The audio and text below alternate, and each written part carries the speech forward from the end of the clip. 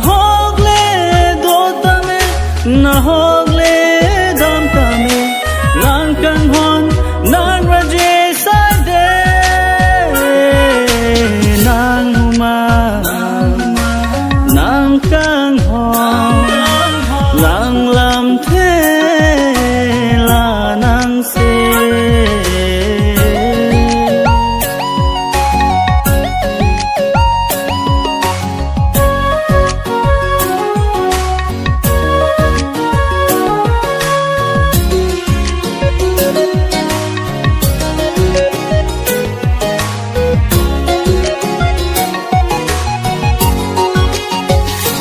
फिर भी कहाँ चे ने नाम जोइने फिर भी कहाँ चे ने नाम जोइने बोलें दूंजी ने बांसो आपिर थे काके तमे ने ला नाम जोइने nang kang ho na joine ramuile ni dam tame nang kang ho na joine ramuile ni dam tame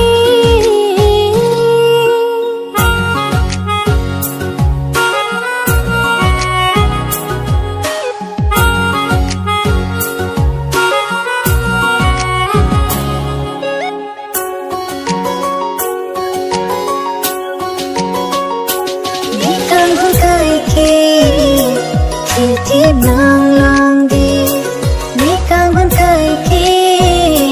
thil thip nang long di ru pha lam ho ni ar ju ji duk sum jo he ta chi cha de ji ne nang kang hon na joine ran mui ta chi pi jine nang kang hon na joine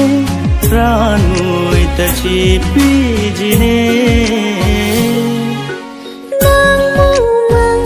sa ti pen prayu ne nang kang hon sing we pen varu ne la nang se la puan kar chumi nang lam the sing we phan pa renge